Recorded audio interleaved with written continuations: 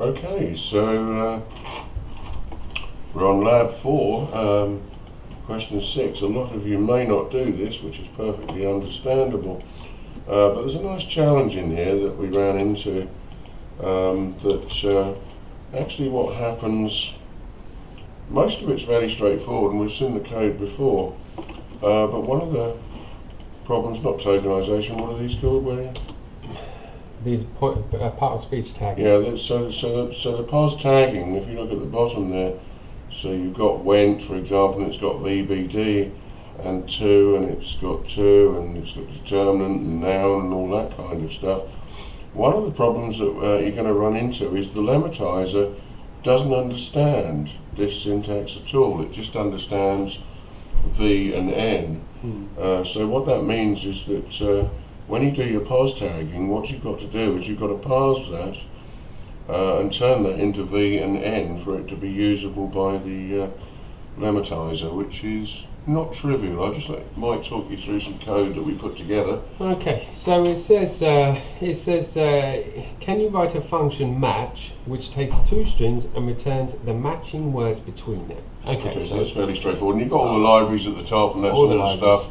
These are what we're going to use. Yeah, we've seen it all before in the previous exercise. So we've declared a function and we create two strings as an input arguments. Yes. Fine, that's what we're asking. Okay. So the first thing we want to do is we want to look at these two strings one by one, and we want to break them down. So what we're going to do is, just to start, as we saw earlier, just as a bit of housekeeping, we're going to instantiate right there, didn't look right, instantiate the WordNet lemmatizer. So we're just going to put that in there out of the way for future use. Right, so how to deal with these first two sentences. Okay, how I've dealt with them. And obviously there's lots of different ways you can solve this solution, find a solution for this problem, but this is the way we've done it, and we've done it like this to try and keep it as clear as possible in logical steps. So we're parse tagging on the set of the tokenized words. Inside out. Inside out, the first thing we're doing is we're passing the first argument into tokenize.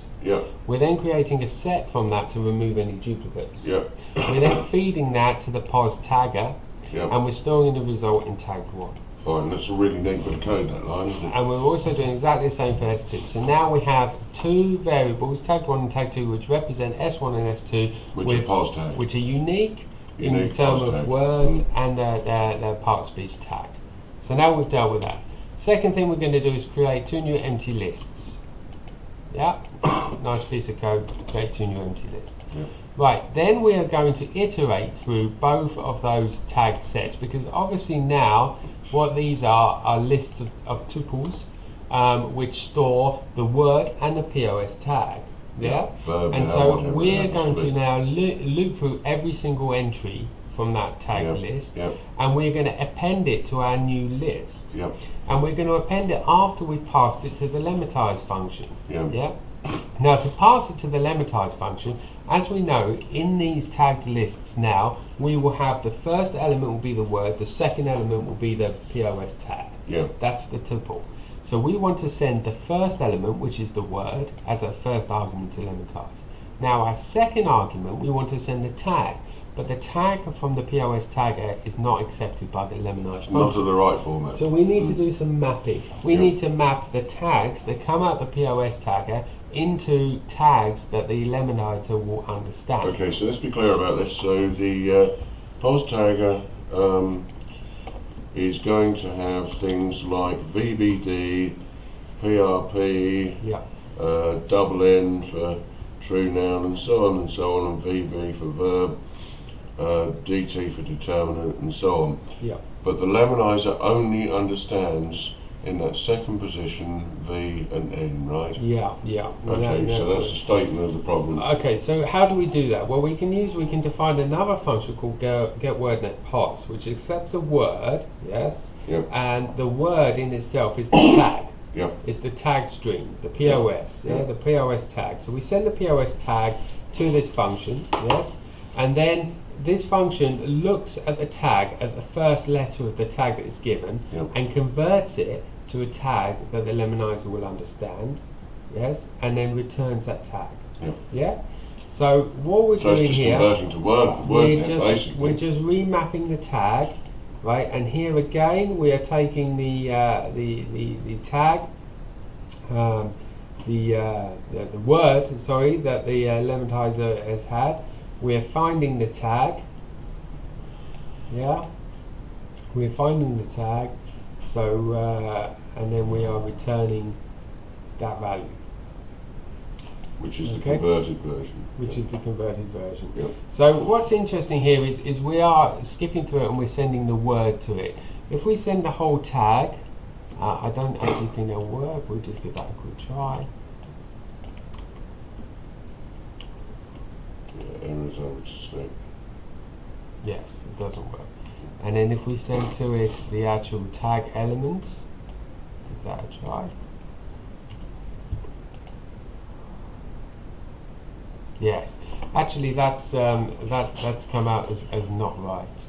So so we actually do need to send the word to the function, and then we'll get the correct result. Okay, so that's what we're doing. So we are sending the word that we want to get the tag for to the WordNet pos function up here. Okay, we're not sending the tag that came out the POS tag in this case. We're sending the word, and then that is then asking to tag this one particular word. So in actual fact, we probably don't even need to run this, do we?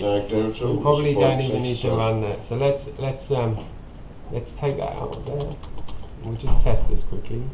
Take this out of here, because we're tagging the words individually on that function above now. We'll take that out of there, save that, run it, and now we get, that's because now, of course, we don't have that, we don't have the tagging part here, so we don't need this 0 part here.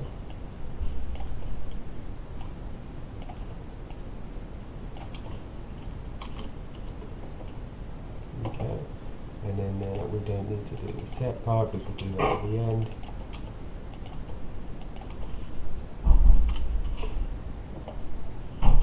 Yes, okay, right, so what we've done here is we've just changed that first part. So the two tagged variables now, all they're doing is tokenizing the words, yes? So basically we should have used WordNet. We should have used WordNet all along, and it just makes it a lot simpler.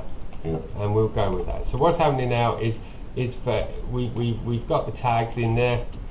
Sorry, we tokenized the sentences, and each word then is iterated because the tokenized sentences create a list, and we iterate through the list and we send each word to our WordNet pos function. The WordNet pos function gets the tag of that word and then converts the POS tag, which is compatible, yeah. It converts the tag to something that's compatible to the lematizer, feeds it into the lematizer, and then appends it to our new function down here. Marvelous. And then right at the end, what we do then is we compute the set operation. We compute the set, so we don't get the repeated words. This shouldn't be here. I was going to say, I thought you'd done that. Okay, so we'll add those two to the end there.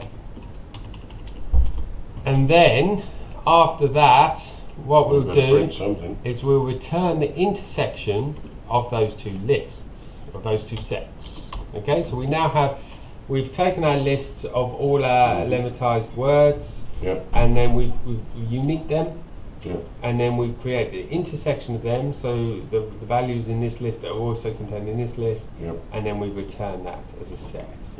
Okay, so to get this working, if I can now revert back to my original one here, to get this working, we create two sentences of anything you want, and we send them to our match function. So we've got a function call there. So this is outside of that function we just built there. Yeah. And then what will happen then is when we run this data, this file, it is returning. We are sending in, hello, how are you today? Are you walking? In fact, we can do that. We can just quickly add that on there. Print send 1, and then print send 2, like that, and then we'll get a little bit more descriptive output. So we send in the first sentence, how are you today, are you walking? The second sentence, today I'm great, how about you, did you walk? And now we run it through our function and we can find the matches. We have walk, a comma, today, you, and how. But as you can see, walking has been lemmatized. from walking down to walk, and then the comparison is made. So that shows that all of our parts of that function are working. Now, and we could of course take the punctuation out as a separate operation, but we don't need to do that at the moment. Yeah. And that is one way to solve this problem. Yeah. But like, as you say, lots and lots of different ways. So we invite you to have your own go. We had several stabs at it, and actually this was the simplest we came up with. Quite a tricky problem, that one. Good luck.